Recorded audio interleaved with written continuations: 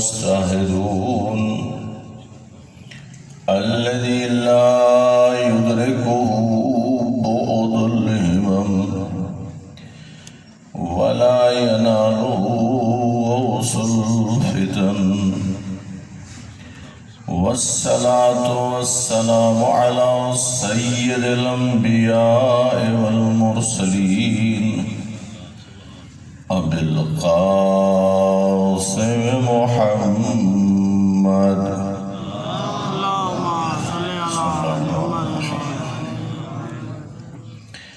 وآله الطيبين الطاهرين المعصومين. أما بعد فقد قال الله تعالى في كتاب المجيد: بسم الله الرحمن الرحيم. لقد كان لكم في رسول الله أسوة حسنة. صلوات صلى على محمد. سامعین محترم،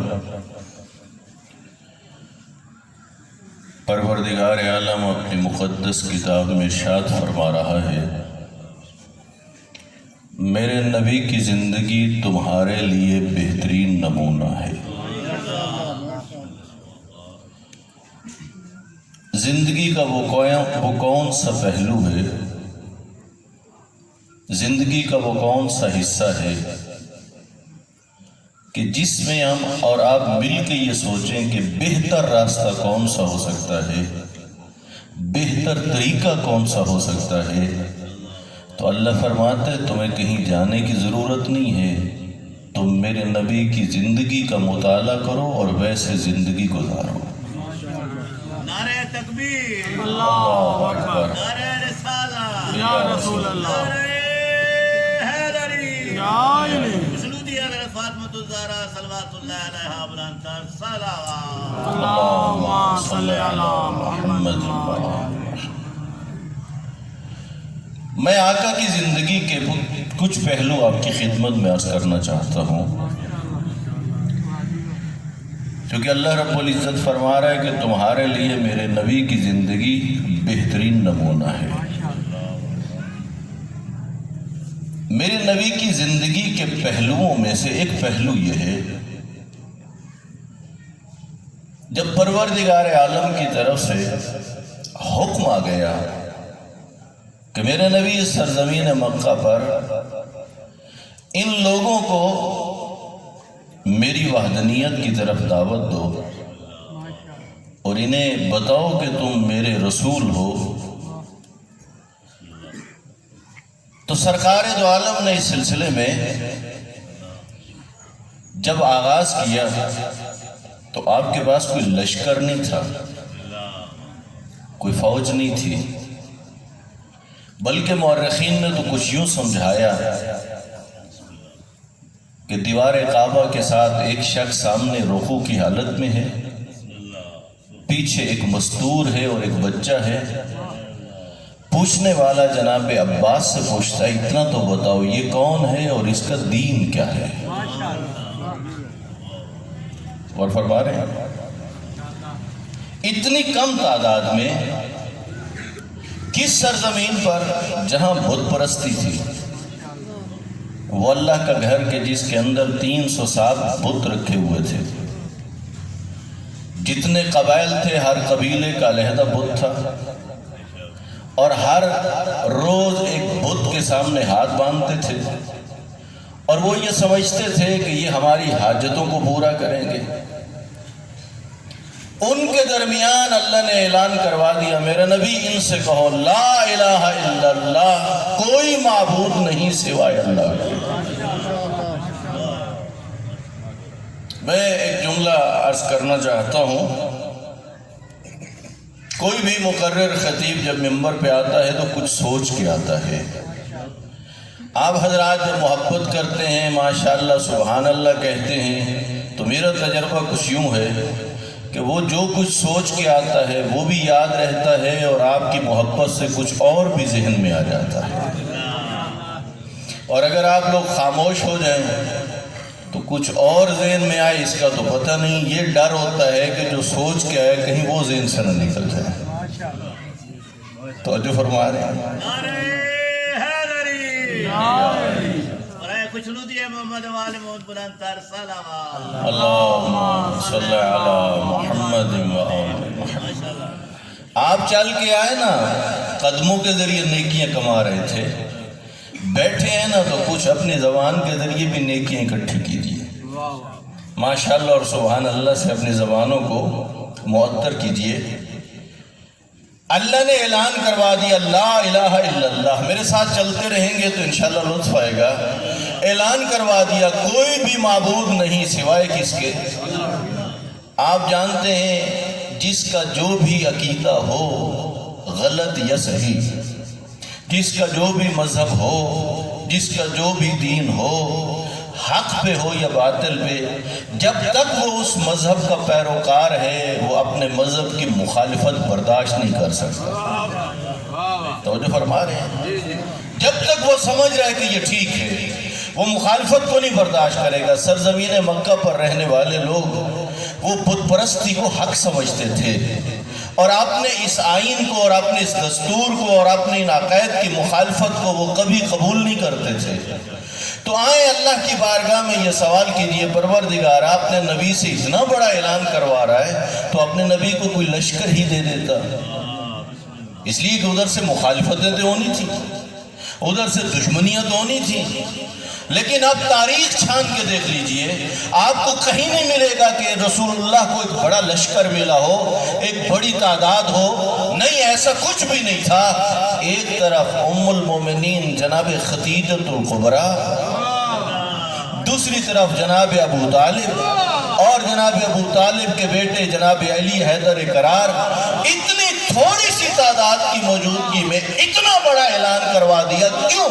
اس لیے کہ علماء کہتے ہیں ان کے کفر اور شرک کی وجہ ان کی جہالت تھی. جہالت کا خاتمہ لشکر کشی سے نہیں ہوتا, علم سے ہوتا.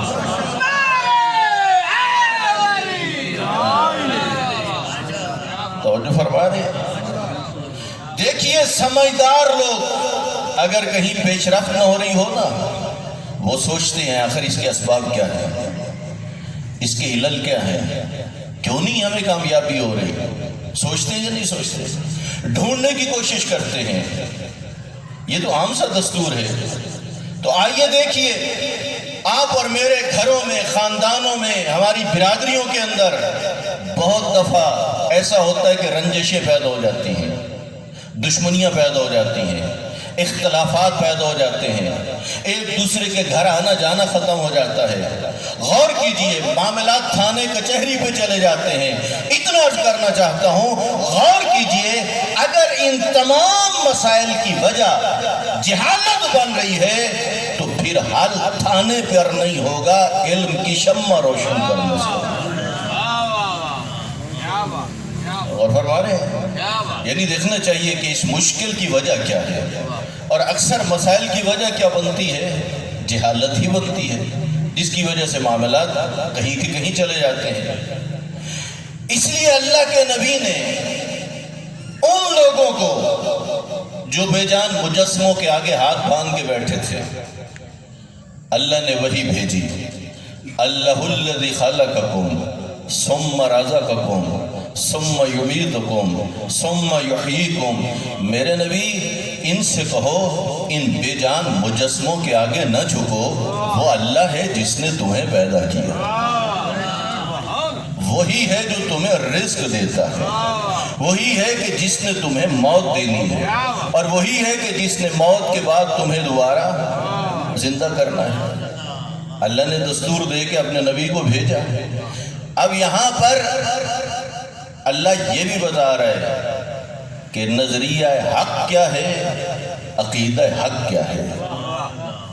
اور فرما رہے ہیں پیغام پہنچ گیا, لیکن ادھر سے وہی لوگ کہ جو صادق اور امین کہا کرتے تھے انہی لوگوں کی مخالفتیں بڑھنا شروع ہو گئی.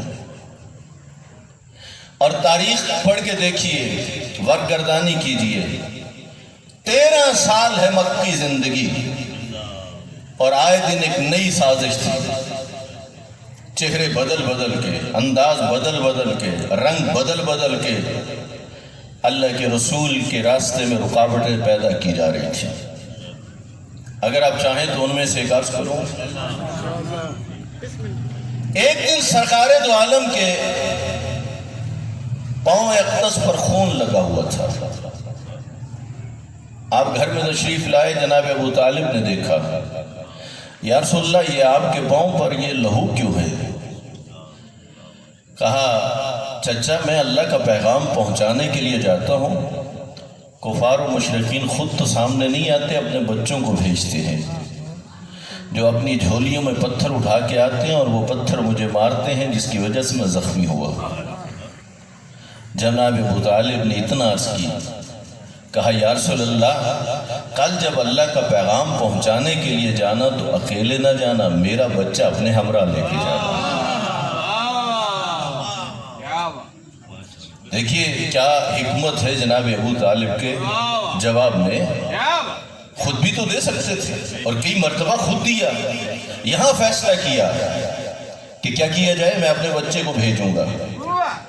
اب ذرا سننا سامعین محترم، سیرت امیر المومنین میں علامہ مفتی جعفر حسین نے بڑے خوبصورت انداز میں اور دیگر مورخین نے اس بات کو ذکر کیا ہے، کہا اب جب اللہ کے رسول اللہ کا پیغام پہنچانے کے لیے گھر سے نکلے، ادھر حسب عادت کفار کے بچوں نے اپنی جھولیوں میں پتھر اٹھا کے آ رہے تھے، ادھر کشان سے ابو طالب کا لال نکلا، نہ بدن پذیرہ تھی نہ ہاتھ میں تلوار تھی، نہ نیزہ تھا نہ ڈھال تھی، ادھر کفار کے بچے بڑھ رہے تھے اور اپنی جھولیوں سے پتھر اٹھانے کا ارادہ کیا اور پھینکے اللہ کے رسول کی طرف اور زخمی ہو جائے اللہ کے رسول، لیکن ابو طالب کا بیٹا آگے بڑھ کے، علامہ مفتی جعفر حسین نے لکھا ہے کیا کرتے تھے، کفار کے بچوں کو پکڑتے تھے، اچھالتے تھے، ٹکراتے تھے، گرتے تھے اور وہ بھاگتے تھے، اور ان کی زبان پر بھی علی حیدر کرار کی شان میں قصیدہ جاری ہو گیا۔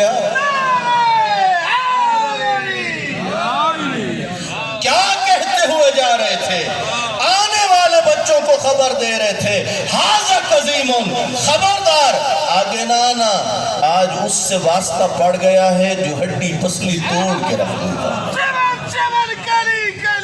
علی علی علی علی توجہ فرما رہے ہیں۔ تبھی تو اللہ کے نبی نے فرمایا تھا ما قام ولا استقام الدین الا بسیف علی وما لخدیجۃ الکبریٰ۔ آپ یہاں پر جب بھی کوئی دینی کام کے لیے قدم اٹھاتا ہے نا تو وہ بعض دفعہ تذکرہ کرتا ہے کہ اس کام میں میرے ساتھ کون کون شریک تھا۔ تو جو فرما رہے ہیں تذکرہ ہوتا ہے، فلاں میرے ساتھ شریک ہوا، فلاں ہوا، فلاں نے شکل میں مدد کی، فلاں نے شکل میں مدد کی۔ تجھے بتاؤں دین کا بیڑا اٹھانے والا ہے تمام نبیوں کا سردار۔ جب دین کے کام کے لیے نکلے تو اللہ کے نبی بتا رہے ہیں کہ اس دین کے استحکام کے سلسلے میں ایک طرف یہ استحکام تب پیدا ہوا، ایک طرف خدیجۃ الکبریٰ کا مال تھا، دوسری طرف علی کی تلوار تھی۔ نعرہ تکبیر، اللہ اکبر، نعرہ رسالہ، یا رسول اللہ، نعرہ حیدری، شنودی امام زمانہ بلندتر صلوات۔ اللہم صلی علی محمد گویا دونوں طرح کی ضرورتیں رہیں، طاقت بھی چاہیے اور دولت بھی چاہیے۔ یوں یہ نہضت آگے بڑھ رہی تھی، یہ تحریک آگے بڑھ رہی تھی۔ اب کفار و مشرکین نے آپس میں سوچا، بات ذہن میں رہ جائے کہ اللہ چاہتا ہے کہ لوگ میرے نبی کی سنت پر چلیں، میرے نبی کی زندگی کی طرح اپنی زندگی گزاریں۔ بات ذہن میں ہے یا نہیں؟ اللہ کے نبی کو بڑے بڑے چیلنج تھے۔ ایک طرف یہ چیلنج تھا کہ کس طرح بت پرستی کا خاتمہ ہو، دوسری طرف یہ بڑا چیلنج تھا، میں جس طرح چاہ رہا ہوں آپ کی محبت ہو، مجھے کمی محسوس ہو رہی ہے، توجہ کریں تاکہ ایک بہت بڑا میسج آپ تک پہنچنا چاہیے۔ ایک طرف کیا ہے، بڑا چیلنج کیا ہے، بت پرستی کا خاتمہ، آسان بات نہیں ہے۔ دوسرا بڑا چیلنج یہ تھا، ایک ایسے خدا کی طرف بت پرستوں کو بلانا ہے جو عادی تھے کہ خدا وہی ہوتا ہے جو آنکھوں سے نظر آئے، اور بلانا اس خدا کی طرف ہے جو آنکھوں سے نظر نہیں آتا۔ غور فرمائیے، ان کے ہاں کیا تھا، وہ یہ سمجھ چکے تھے خدا کون سا ہوتا ہے، جو آنکھوں سے دکھائی دے، جسے لمس کیا جائے، لیکن اللہ کا رسول تو اس خدا کی طرف بلا رہے ہیں جو نہ لمس ہو سکتا ہے نہ دکھائی دے سکتا ہے۔ یہی تو وجہ ہے، مثال عرض کروں، اس بات کو ذرا سمجھنا، یہ آسان نہیں تھا مسئلہ۔ ایک کافرہ عورت، عمر زیادہ تھی جس کی وجہ سے بدن کے اندر وہ طاقت نہیں تھی، سر پہ کچھ سامان اٹھا کے جا رہی تھی، لیکن بدن میں کمزوری تھی، کپکپی تھی، کافرہ تھی۔ سید الانبیاء نے دیکھا، اس کافرہ سے کہا، آؤ میں تجھے تیرے گھر تک پہنچاتا ہوں۔ وہ سامان لے لیا، گھر پہنچایا۔ جب آپ واپس آنے لگے، وہ کہتی ہے، بیٹا ذرا رک جاؤ۔ آپ رک گئے، کہا آپ نے کیا میرے ساتھ بھلا، اور میں بھی کرنا چاہتی ہوں آپ کے ساتھ بھلا، توجہ چاہتا ہوں۔ میرے پیارے نبی نے پوچھ لیا، کہا تم کیا بھلا کرنا چاہتی ہو؟ کہا بیٹا، ادھر ایک محمد رہتا ہے صلی اللہ علیہ وآلہ وسلم، ان کی باتوں میں نہ آنا۔ توجہ چاہتا ہوں، بھلا کس رنگ میں کر رہی ہے، مشورہ دے رہی ہے، یہ ان کی باتوں میں نہیں آنا۔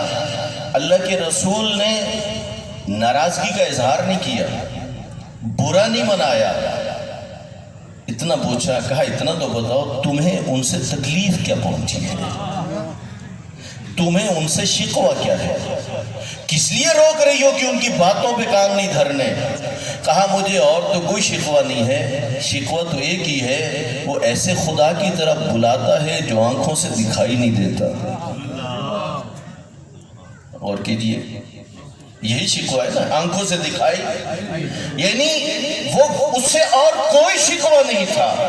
اس کا مطلب ہے کہ ایسے خدا کی طرف بلانا جو آنکھوں سے دکھائی نہ آتا ہو، یہ آسان کام نہیں تھا، اور یہ اپنی جگہ بڑی مشکل تھی، اور بت پرستی کا خاتمہ بھی اپنی جگہ بڑی مشکل تھی۔ اگر نہ ہوتی مشکل تو کیوں جناب ابراہیم کے لیے منو ٹن لکڑیاں اکٹھی کی گئیں؟ جناب ابراہیم علیہ السلام کا جرم کیا تھا؟ یہی تھا نا، بت پرستی کا خاتمہ چاہتے تھے۔ لکڑیاں اکٹھی کی گئیں، اور ایک جملہ عرض کروں، نمرود نے ایک بڑی جگہ بنوائی ہوئی تھی، اور اپنے لوگوں کو کہہ چکا تھا کہ اب تم اپنے خدا کی طاقت کو دیکھنا۔ ابھی لوگ اس کے ارد گرد بیٹھے ہیں، اس کے حواری، ادھر آگ کے شعلے اتنے بلند ہیں، کوئی قریب جا کے جناب ابراہیم کو دھکا نہیں دے سکتا۔ منجویق کے ذریعے جب ابراہیم کو آگ کی طرف اچھالا گیا، یہ تو چاہتا تھا جناب ابراہیم آگ میں جل جائیں، لیکن ابراہیم کا خدا تو کچھ اور چاہتا تھا۔ دیکھا نا کہ جب آگ گلزار ہو گئی، سر اٹھانا یہ جملہ سننا، جب آگ گلزار ہو گئی اور اس نے دیکھا کہ میں تو دعویٰ کر رہا تھا کہ ابراہیم جل جائے گا، آج میری خدائی کی طاقت کا مظاہرہ تو نہ ہو سکا، آج لوگ کیا کہیں گے یہ تو جھوٹا تھا۔ اب کسی میں ہمت بھی نہ تھی نمرود سے یہ کہتے کہ کہاں گئی تیری طاقت، کہاں گئی تیری قدرت۔ اس وقت بے ساختہ نمرود کی زبان پہ یہ کلمہ جاری ہو گیا، کہتا لگتا ہے تمہارے خدا سے ابراہیم کا خدا طاقتور ہے۔ لیکن کیا ایمان لے آیا؟ نہیں۔ بہت سارے لوگ گزرے ہیں جن کی زبانوں پر حقیقت تو جاری ہوتی رہی، ہر کسی کو ہدایت نصیب نہیں ہوئی۔ بت پرستی کا خاتمہ، ایک بڑا چیلنج تھا، اللہ کے نبی نے بڑے دکھ اٹھائے، اب پھر کفار مشرکین آپس میں مل بیٹھے، اب کیا کیا جائے؟ بچوں والا جو راستہ اختیار کیا تھا اس راستے میں بھی ناکام ہو گئے۔ اب انہوں نے یہ کیا سلسلہ آپس میں مل بیٹھے کہ ایسا کرتے ہیں، ایک صلح نامہ تیار کرتے ہیں، ایک معاہدہ یہ تھا، آپس میں بیٹھ کے طے کیا 1 سال کے لیے ہم ضد چھوڑتے ہیں اور اسی خدا کی عبادت کریں گے جس کی خدائی کا اعلان سرکار دو عالم نے کیا۔ اگلے سال انہیں کرنی پڑے گی ہمارے خداؤں کی عبادت۔ توجہ فرما رہے ہیں، 1 سال ہم کیا کریں گے؟ اس خدا کی عبادت۔ اگلے سال وہ کیا کریں گے؟ ہمارے خداؤں کی عبادت۔ یہ آپس میں طے کر کے اللہ کے نبی کی خدمت میں آئے اور آ کے کہا اچھا نہیں ہے ہماری لڑائیاں ہوں، خون ریزی ہو، ہماری جنگیں ہوں، ایسا کرتے ہیں 1 سال کے لیے ہم ضد چھوڑتے ہیں، ہم آپ کے خدا کی عبادت کریں گے، اگلے سال آپ کو کرنی پڑے گی ہمارے خداؤں کی عبادت۔ اللہ کے نبی نے فرمایا، کہا میں اللہ سے شرک کی پناہ مانگتا ہوں، تمہاری بات میں نے بھی سن لی ہے اور اس نے بھی سن لی ہے جس نے مجھے نبی بنا کے بھیجا ہے۔ جو پیغام ملے گا میں تم تک چلے گئے۔ اب مفسرین نے یہ لکھا ہے، اللہ رب العزت نے 1 آیت نہیں، 2 آیتیں نہیں، 3 آیتیں نہیں، پروردگار عالم نے پوری سورت دے کے جناب جبرائیل کو بھیج دی۔ بسم اللہ الرحمن الرحیم، قل یا ایھا الکافرون لا اعبد ما تعبدون، میرے نبی ان کی پیشکش کو ان کے منہ پہ مار اور کہہ میں نہیں کر سکتا عبادت ان کی جنہیں تم لائق عبادت سمجھتے ہو۔ پرانے عزادار بیٹھے ہو، پرانے سامعین ہو، مومنین ہو، کثرت سے علماء کو سنتے ہو، آئیں ذرا تھوڑی سی توجہ بڑھائیں، یہاں ایک نتیجہ دینا چاہتا ہوں، ماشاءاللہ ماشاءاللہ، ایک علمی گفتگو اور ایک فکری گفتگو کرنا چاہتا ہوں۔ ماشاءاللہ، وہ جو یہ لے کے آئے تھے کہ 1 سال کے لیے آپ کے خدا کی عبادت، اگلے سال آپس میں لڑائی جھگڑا نہ ہو، معاملہ چلا گیا اللہ کے رسول سے کہاں؟ اللہ کی طرح۔ اگر اللہ ان کی پیشکش کو مان لے تو پھر اللہ کی شان یہ ہے کہ وہ وحدہ لا شریک ہے، پھر یہ بات نہیں رہتی۔ توجہ فرما رہے ہیں؟ اور اگر خدا نہ مانے تو کل کو جنگ بدر بھی ہوگی، اور فرمانا کل کو جنگ احد بھی ہوگی، ابھی تک نہیں ہوئی، اس لیے کہ جنگوں کا تعلق ہے مدنی زندگی کے ساتھ، یہ معاملہ ہے سرزمین مکہ پر، یہ کل کو ہوں گی جنگیں، حتیٰ کہ توجہ فرمانا فقط جنگ بدر احد نہیں ہوگی، واقعہ کربلا بھی ہوگا۔ یہاں ایک جملہ عرض کرتا ہوں، جب شہدائے کربلا کے سر شام میں گئے، نو کے نیزے پہ سوار تھے، بعض مورخین نے لکھا ہے اس وقت یزید ایک بلند جگہ پہ اپنے محل میں بیٹھا تھا اور اس نے کچھ اشعار پڑھے، اور بعض نے یہ لکھا ہے کہ جب یہ قافلہ دربار میں پہنچا تو چند جملے کہے، وہ کیا تھے بھلا؟ وہ کہتے یزید نے کہا کاش بدر والے میرے اسلاف ہوتے، اور فرمانا کون سے؟ بدر والے۔ آج مجھے کہتے ہیں یزید تیرے ہاتھ شل نہ ہو، تو نے ہمارا آل احمد سے بدلہ لے لیا ہے، یعنی یزید یہ کہہ رہا ہے کہ میں نے بدر والا کیا کیا ہے؟ بدلہ لیا ہے۔ توجہ فرما رہے ہیں؟ کون سا لیا ہے؟ بدر میں کیا ہوا تھا؟ بدر میں یہ ہوا تھا نصف تعداد قتل ہوئی علی بن ابی طالب کی تلوار سے۔ تو علی مولا نے جو قتل کیا تھا اپنی مرضی سے کیا تھا یا اللہ اور اللہ کے رسول کے حکم سے کیا تھا؟ اور فرما رہے ہیں تو وہاں موضوع کیا تھا جنگ بدر میں؟ کس بات پر جنگ بدر ہوئی تھی؟ مسئلہ تو اللہ کی وحدانیت کا تھا، مسئلہ تو اللہ کی توحید کا تھا، اس لیے میدان بدر میں کیا ہو رہی تھی؟ جنگ۔ یعنی واقعہ کربلا میں یزید کہتا ہے میں بدلے لے رہا ہوں بدر کے، اور بدر ہوئی ہے اللہ کی توحید کے لیے۔ تو بات سمجھ لیجئے، آج اگر آپ واقعہ کربلا کے اسباب کی فہرست بنانا چاہیں، فلاں سبب بنا، فلاں بنا، فلاں بنا، فلاں بنا، تمہیں سب سے بڑا سبب اور پہلے نمبر پہ جو لکھنا پڑے گا وہ یہ لکھنا پڑے گا کہ عقیدہ توحید کو بچانے کی وجہ سے کربلا میں اہل بیت مارے گئے۔ اور فرما رہے ہیں، فرما رہے ہیں۔ اب ذرا آئیے اس جملے کی ذرا غور کیجئے، اللہ کیا کہہ رہے ہیں؟ لَقَدْ كَانَ لَكُمْ فِي رَسُولِ اللَّهِ أُسْوَةٌ، تمہارے لیے میرے نبی کی زندگی کیا ہے؟ بہترین نمونہ ہے۔ خدا نے کہا نا، اب یہ جو حکم ملا کہ تمہارے لیے میرے نبی کی زندگی، تو نبی کی زندگی سے کیا نمونہ مل گیا؟ نبی کی زندگی سے یہ ملا کہ جب مسئلہ اللہ کی توحید کا آ جائے تو اس وقت تم وہاں پر کوئی صلح نہیں کر سکتے، تم ہمیشہ کے لیے، قیامت تک کے لیے، ہمیشہ کے لیے 1 انچ بھی عقیدہ توحید کے سلسلے میں تم لچک نہیں لے سکتے۔ اور فرما رہے ہیں نہیں؟ یہ کیا نبی کی سنت ہے؟ دوسری طرف جب اللہ کے نبی طائف میں گئے، انہوں نے پتھر مارے، اب زخمی ہوئے، اللہ کی طرف سے فرشتہ ہے، میرا نبی اگر تو چاہے تو یہ پوری دھرتی الٹ دی جائے۔ نبی راضی نہیں ہوئے، یہاں اللہ کی راہ میں نبی کو تکلیف پہنچی، معاف کر دیا۔ اور فرمانا، نبی کی سنت کا پہلا پہلو کیا ہے؟ جب اللہ کی توحید کا معاملہ آ جائے تو تم لچک نہیں لے سکتے، جب تمہاری ذات کا معاملہ آ جائے تو نبی کی سنت یہ ہو سکتا ہے کہ تم معاف کر دو۔ آپس میں ہو جائے نا اختلافات، اور اگر تم قدرت رکھتے ہو معاف کرنے پہ تو تمہیں کیا کرنا چاہیے؟ ہمارے ہاں پتہ کیا صورتحال ہوتی ہے، کوئی ایک کر لے تو جب تک 4 نہ سنائے آرام نہیں آتا۔ اس کی وجہ کیا ہے؟ وجہ یہ ہے نبی اور امام ایسا نہیں کرتے تھے۔ کیوں؟ ہمارا مقصد کچھ اور ہوتا ہے۔ کیا؟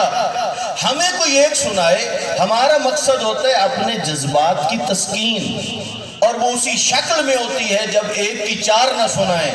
لیکن اللہ کے معصوم نمائندوں کا مقصد ہوتا ہے لوگوں کی ہدایت۔ اور فرما رہے ہیں نہیں؟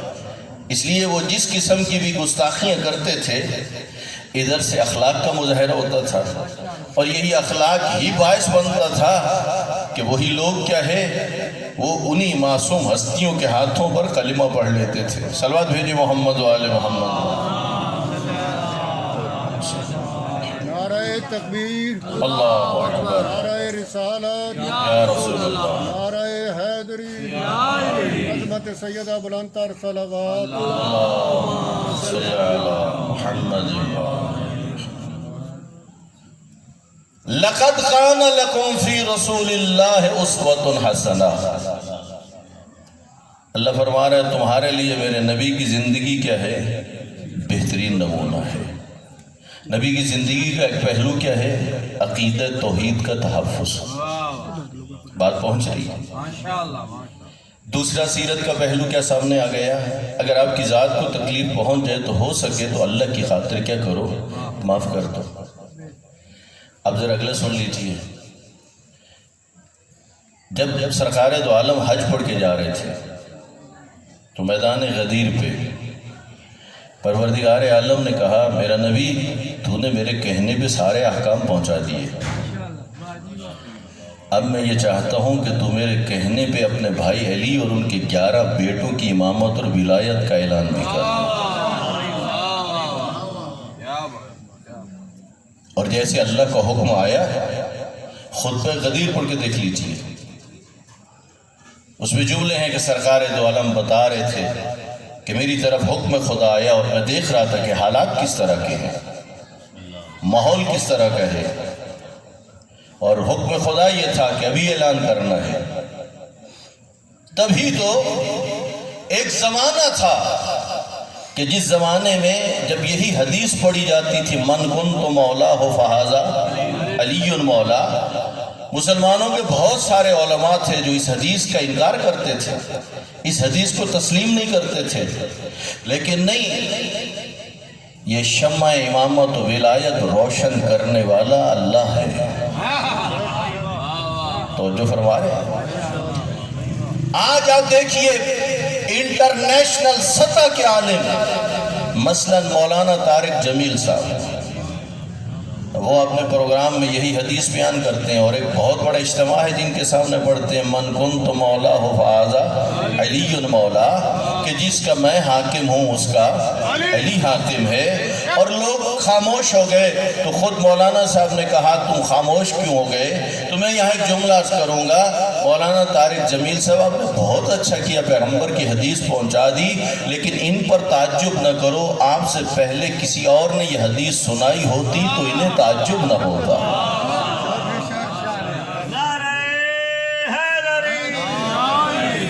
اور ایک اور اہل سنت عالم کے لفظ ہیں، وہ کہہ رہے ہیں کہ اگر کوئی یہ پوچھنا چاہے کہ علی حیدر کرار کس کس کے مولا ہیں، کس کس کے مولا ہیں، علی کس کس کے مولا ہیں، شیعہ عالم کی نہیں بات کر رہا، اہل سنت عالم کے یہ لفظ ہیں، علی کس کس کے مولا ہیں، کہا نام نہیں لیتے، اتنا دیکھیے پیغمبر بتا رہے جس کا میں مولا اس کا علی مولا۔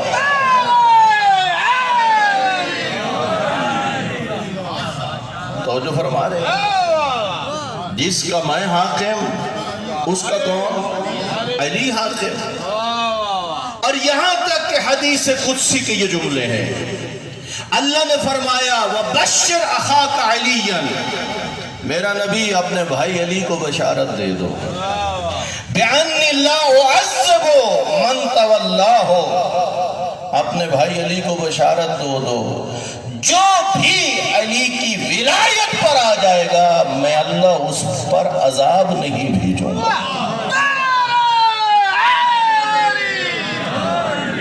توجہ فرمانا، جو بھی علی کی ولایت پہ آ گیا تو خدا کہہ رہا ہے میں اس پر عذاب نہیں بھیجوں گا، اور فرمانا ان جملوں پر اس پر عذاب نہیں بھیجوں گا۔ دیکھیں دو چیزوں کی ہر انسان کو ضرورت ہے، ایک وہ عذاب الہی سے بچ جائے، دوسرا خدا کی رحمت اس کے شامل حال ہو جائے۔ آئیے ان دونوں چیزوں کا راز سمجھیے۔ حدیث قدسی ہے وَلَا أَرْحَمُ، اور میں اس پر رحم نہیں کروں گا جو علی سے دشمنی کرے گا۔ اب اللہ کے عذاب سے بچنا ہے تو علی کی ولایت کو مان لے، اللہ کی رحمت چاہتا ہے علی کی دشمنی سے بچ جا۔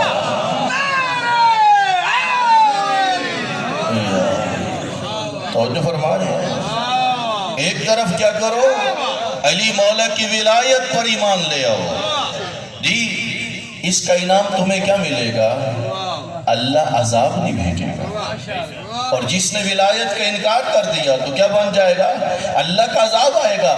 اور دوسری بات یہ ہے کہ علی سے دشمنی نہیں کرنی، تو جو فرما رہے ہیں علی سے کرنی ہے محبت، تو علی سے محبت کر، وہ تیرے اوپر رحمت برسائے گا، یہ محبت باعث بنے گی۔ تبھی تو مولانا طاہر القادری صاحب، پروفیسر طاہر القادری کے خطابات سنیے، وہ ان جملوں کو بیان کر رہے تھے اہل سنت کے بڑے اجتماع کے اندر، کہ جو پیغمبر نے میدان غدیر میں کہے تھے اللہم والے من والا ہو، پروردگارا تو اسے دوست رکھ جو علی کو دوست رکھتا، وعاد من آدھا ہو، اور تو اسے دشمن رکھ جو علی سے دشمنی رکھتا ہو۔ یہ کیا ہے؟ یہ حکم ہے۔ میں یہاں پر ایک حدیث عرض کرنا چاہتا ہوں، اور فرمانا میرے امام صادق علیہ السلام فرماتے ہیں، مولا فرماتے ہیں ولایتی لعلی ابن ابی طالب احب الی من ولادتی۔ میرے آج بانی سادات ہیں، اور میں اپنے بانیوں کی خدمت میں یہ جملہ عرض کرتا ہوں۔ ماشاءاللہ ماشاءاللہ۔ سادات توجہ چاہتا ہوں سادات کرام سے۔ امام صادق علیہ السلام کہہ رہے ہیں دو باتوں کو، ایک ولایت امیر المومنین، دوسرا اولاد علی ہونا۔ امام صادق فرما رہے ہیں ولایتی لعلی ابن ابی طالب احب علی من ولادتی، فرماتے ہیں مجھے علی کی ولایت اولاد علی ہونے سے بھی زیادہ محبوب ہے۔ اور غور فرمانا، اس بات پہ غور فرمانا، اولاد علی ہونا، یقین جانیے اولاد علی ہونا بہت بڑی فضیلت ہے، بہت بڑا مقام ہے اولاد علی ہونا۔ لیکن امام صادق فرما رہے ہیں کہ مجھے ولایت علی اولاد علی ہونے سے بھی زیادہ محبوب ہے۔ مولا کس لیے؟ ذرا اس کی وجہ ہی بیان کر دیجئے۔ فرماتے ہیں لِأَنَّ وِلَایَتِي لِعَلِيِّ ابْنِ أَبِي طالب فرض وَوِلَادَتِ مِنْهُ فَضْلٌ، فرماتے ہیں وجہ یہ ہے اولاد علی ہونا اللہ کا فضل ہے، اور علی کی ولایت ہم پر اللہ کا فرض ہے۔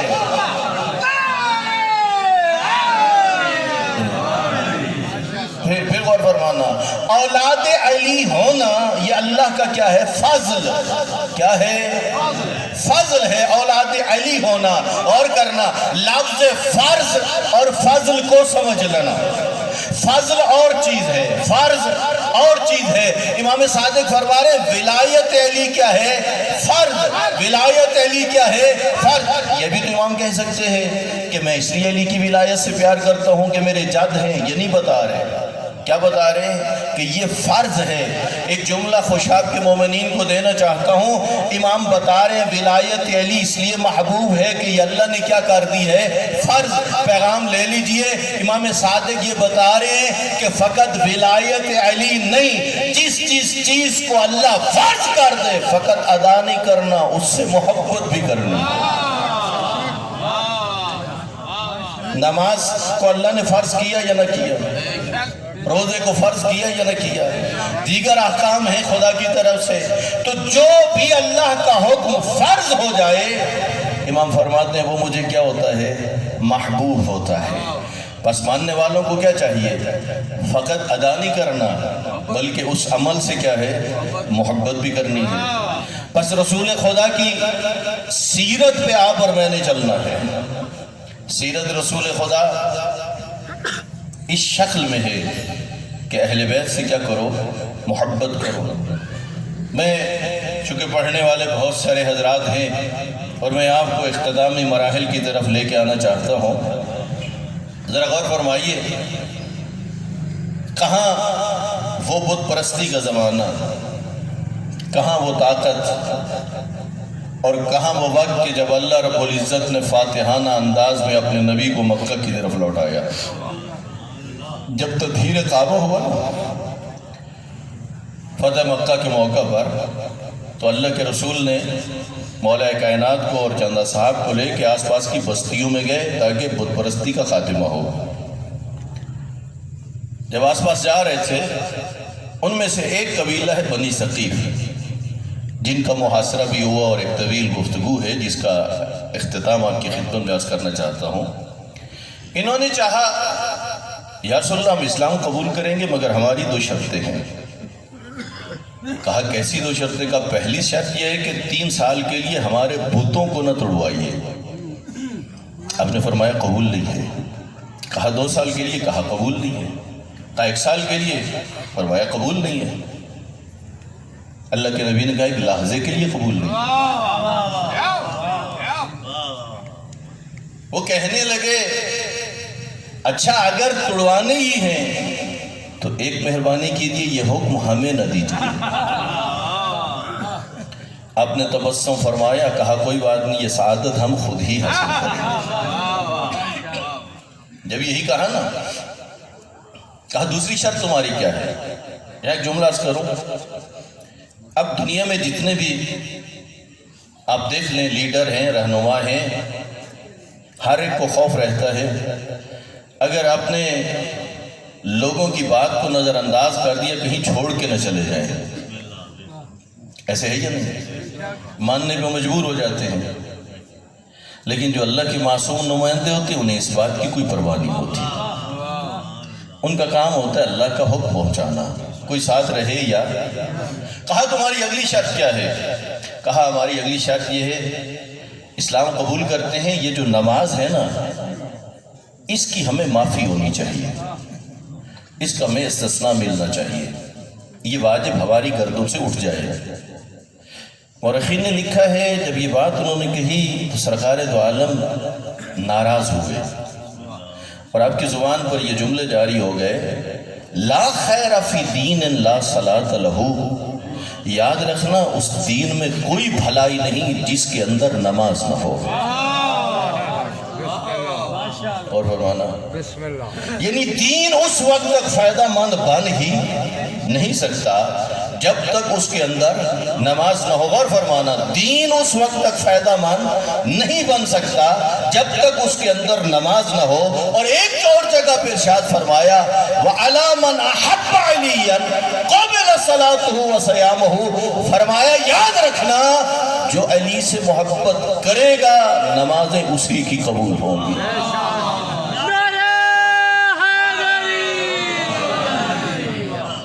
دین کب فائدہ مند بنے گا؟ جب اس میں نماز ہوگی، اور نمازی کی نماز کب قبول ہوگی؟ جب اس کے دل میں محبت علی کا نور موجود ہوگا۔ اس لیے سامعین محترم یہ تو خدا کا لطف ہے، خدا کی مہربانی ہے کہ اس خدا نے ہمارے دلوں میں محبت اہل بیت کو ڈال دیا۔ میرے پانچویں امام کا یہ فرمان ہے،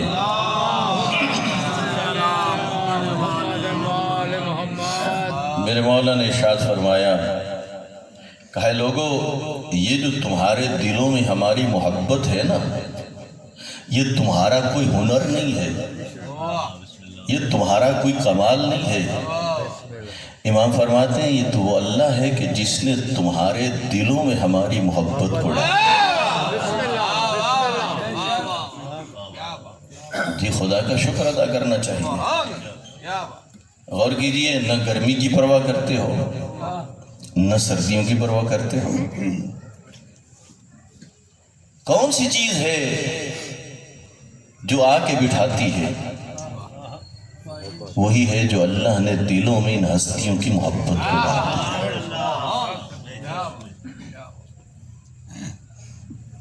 یہ جو آج تذکرے سنتے ہو، کبھی نماز کا، کبھی روزے کا، کبھی توحید کا، کبھی ولایت کا، ان تذکروں کو ہم تک پہنچنے میں اہل بیت کو بڑی قیمت ادا کرنی پڑی۔ یہ آسانی سے نہیں پہنچے، بڑا خرچ کرنا پڑ گیا اہل بیت پیغمبر کو۔ سامعین محترم جب پہلی دفعہ مجھے کربلا معلی کی زیارت نصیب ہوئی، ہم مولا امام حسین علیہ السلام کے قدموں میں تھے، ذہن میں بات تھی، پہلی دفعہ جب زائر جاتا نا تو سوچتا ہے شہزادہ علی اکبر کہاں ہوں گے، شہزادہ علی اصغر کی قبر کہاں ہے، ذہن میں زائر کے سوال ہوتے ہیں۔ ہم بھی گئے نا، سوچ رہے تھے۔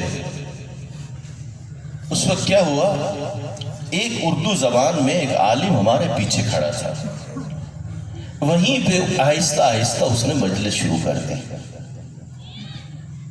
اور کہا جب امام حسین ودا کرنے کے لیے آئے تھے نا تو اصغر کی ماں سے کہا تھا عصر عاشور کے بعد ترتیب بدل دینا۔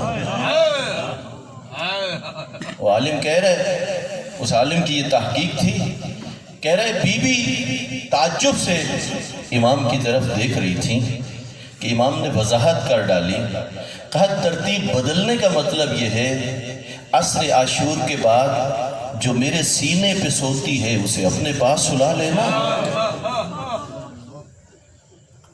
جو تیری گود میں سوتا ہے اسے میرے پاس سلا دے۔ مجھے چند مرتبہ کہا گیا خوشاب کے مومنین مصائب کے عاشق ہیں، تو چند جملے عرض کرنا چاہتا ہوں. پرانے عزادار بیٹھے ہو, دو حسرتیں تھیں نا, اصغر میرے پاس سو جائے, سکینہ آپ کے پاس. اور اتنا کہتا ہوں ذرا سوچو کہ امام کی یہ خواہشیں پوری ہو گئی. ہاں, ایک تو پوری نہ ہو سکی, ایک ہوئی کچھ دیر کے بعد. کون سی پوری نہ ہو سکی؟ وہ جو کہا تھا نا, جو میرے سینے پہ سوتی ہے اسے اپنے پاس سلانا. عزادارو یہ کیسے پوری نہ ہو سکی؟ اس لیے کہ مجبوری تھی, جس کی وجہ سے آرزو پوری نہ ہو سکی. لیکن دوسری آرزو پوری ہوئی کب؟ جب چوتھے امام اجازت امامت سے آئے تھے.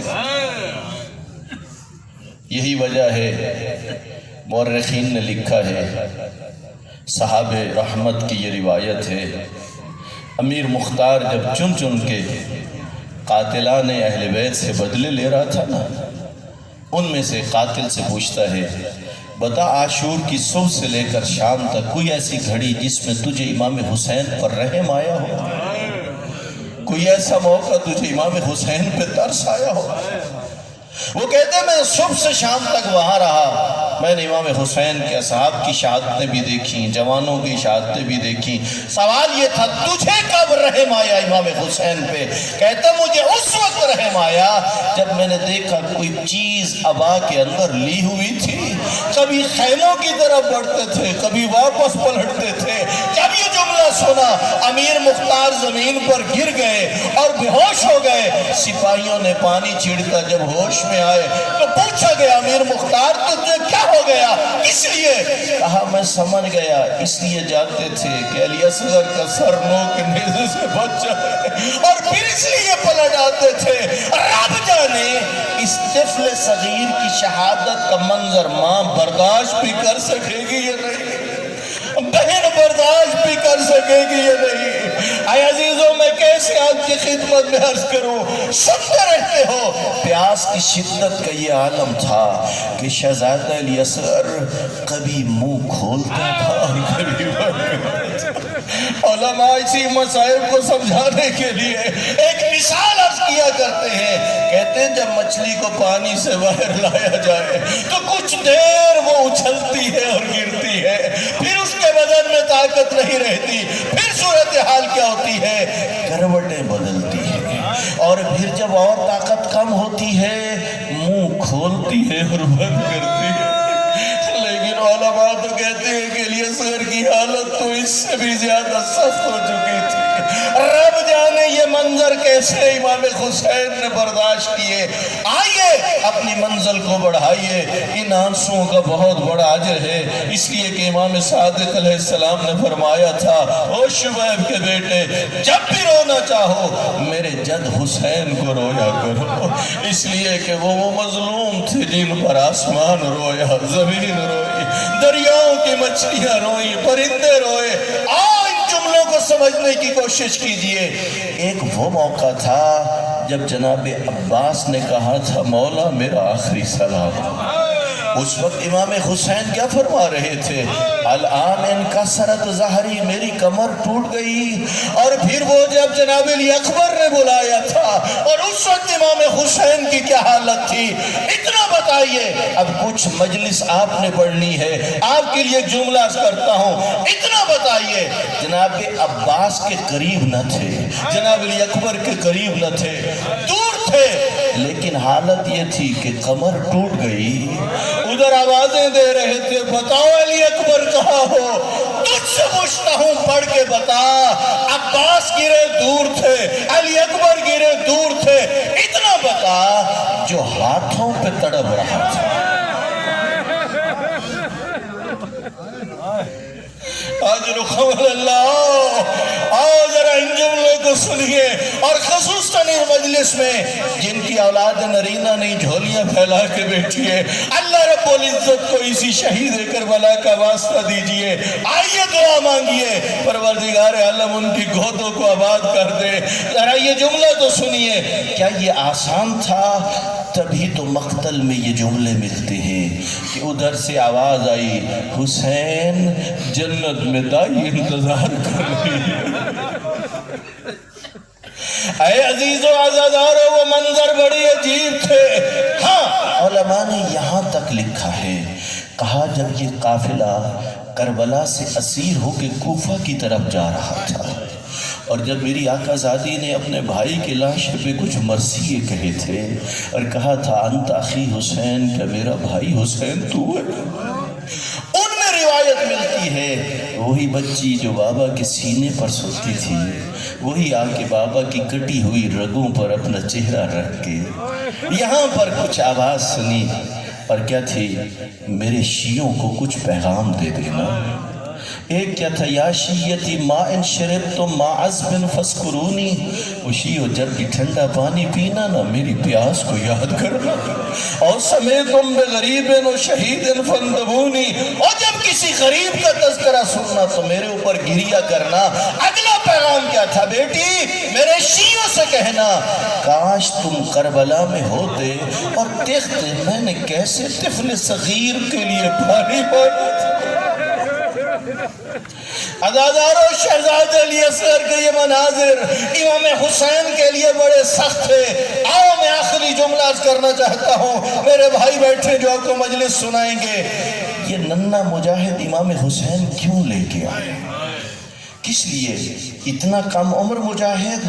ہاں کچھ علماء کہتے ہیں جب یہ قافلہ کوفے میں آیا نا، یزیدی لشکر کو یہ ڈر تھا اگر لوگوں کو پتہ چل گیا کہ نبی کا بیٹا مارا گیا کہیں بغاوت نہ ہو جائے، اس ڈر اور خوف کی وجہ سے کوئی جو پوچھتا تھا کون مارا گیا، کہتے تھے باغی مارا گیا۔ آخری جملہ سن لیجئے، ننھا مجاہد کو کیوں لے آئے؟ اس رات سے پردہ کوفے میں اٹھا۔ کس طرح ایک شخص آتا ہے، رب جانے مسلمان تھا یہ غیر مسلم، پوچھتا ہے یہ کون ہے؟ کہا باغی ہے۔ حبیب ابن مظاہر کے سر کو دیکھا، کہا مانتا ہوں بغاوت کی ہوگی۔ مسلم بن اوسجہ کے سر کو دیکھا، مانتا ہوں بغاوت کی ہوگی، لیکن جب ششماہے کے چہرے کو دیکھا رو کے کہتا ہے جھوٹ بولتے ہو، کیا یہ معصوم بچہ بھی باغی ہو سکتا ہے؟ نو کے نیزے پہ سوار ہو کے قدم قدم پر لوگوں